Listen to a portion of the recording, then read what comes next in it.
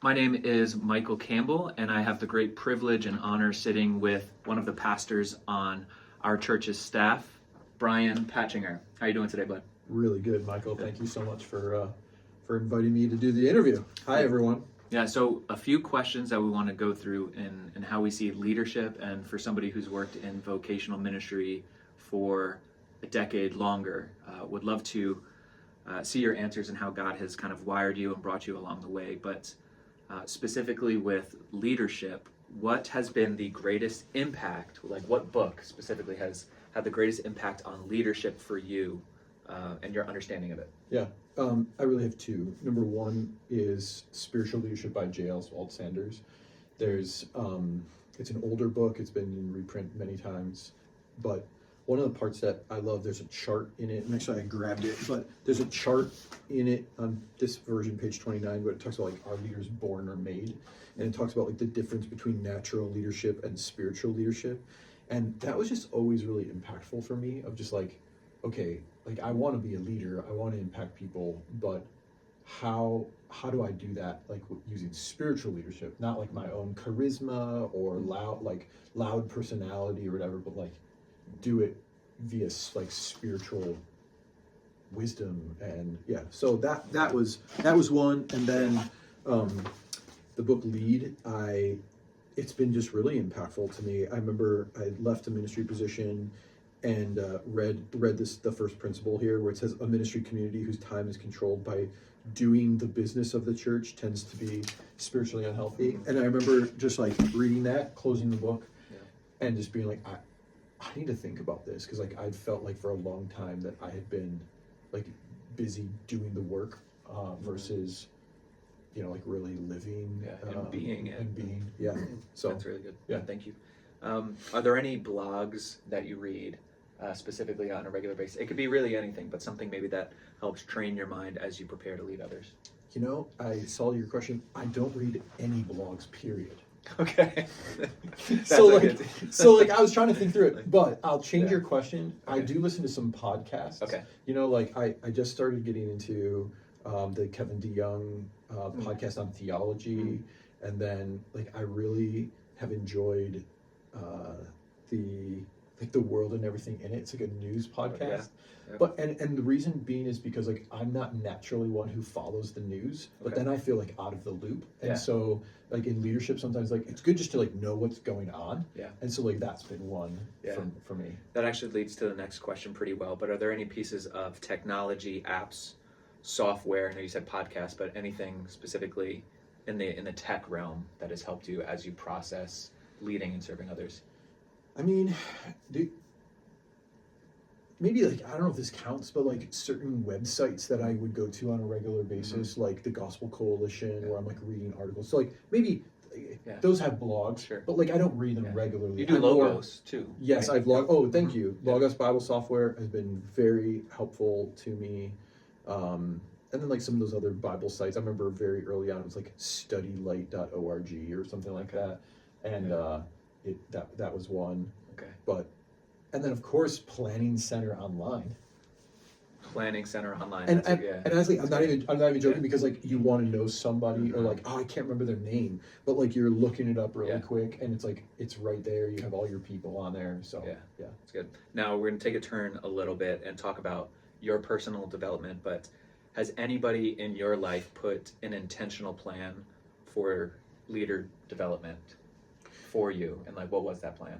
The word intentional is hard for me in that, only because I don't know if they told me of what their plan was. Maybe they did, but I don't know if they really told me hey, this is my plan.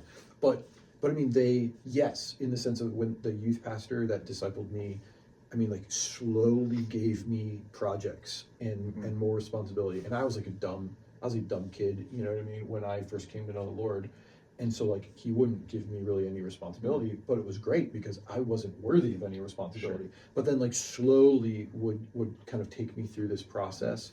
I don't know if he had it really intentional in his mind, but to me, as I look back, I'm oh wow, he gave me projects, and then he would see how I'd do, then he would give me more, and then see how, so yeah, that's really it. Okay. I don't know, that's actually one thing that I've struggled with, and even here at church struggle with, to say okay, like I really want, like in my performance review or whatever, I want someone to say like, Brian, like you messed up these 3 areas this last year, like, and you should do better in this. Yeah. Like most people, especially like as you get higher up, like Yeah. have a hard time calling you out in that Yeah. way. And like I want it because I'm like, I know I've got blind Yeah. spots. So That's a great point. So you have the great opportunity to lead others in vocational ministry as well on a practical level, like as a staff. Like, what are some of your goals in leadership?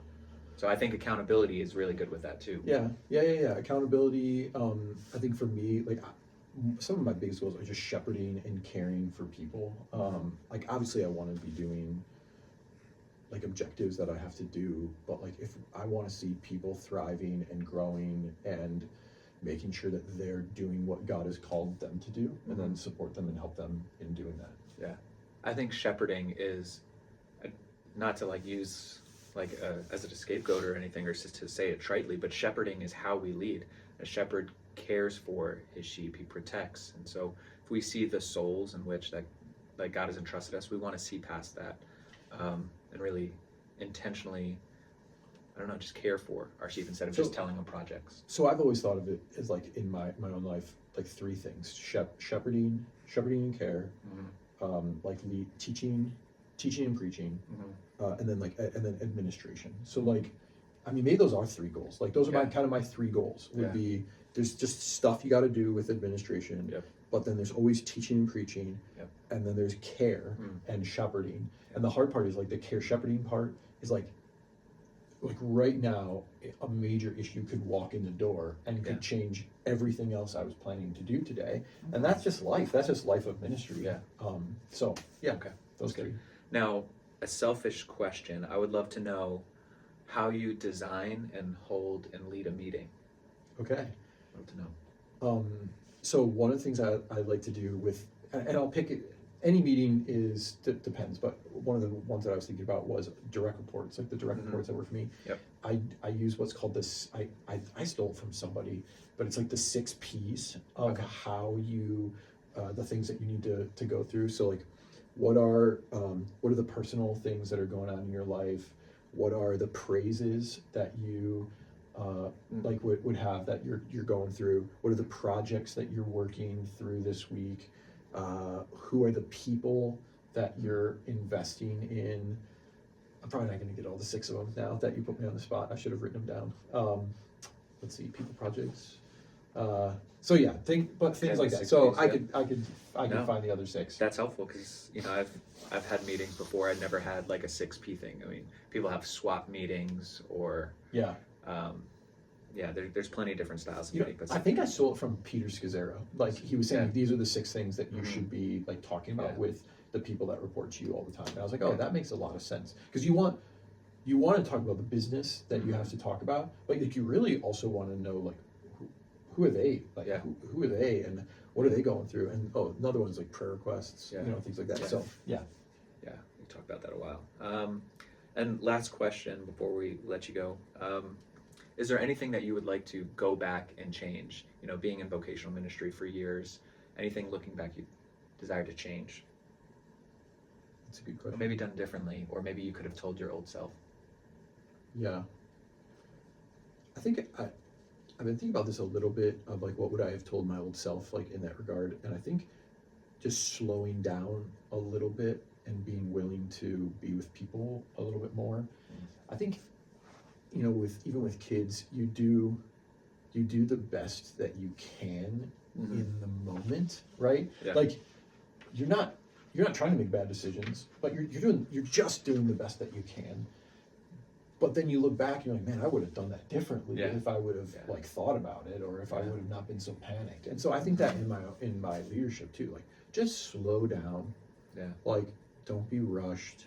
Think about what you're doing, what needs to be done, and then go do it. So yeah. Well, brother, I love you. Love you. Thank you for your time. Thanks. Pastor Brian Patchinger. Thank you. Thanks all.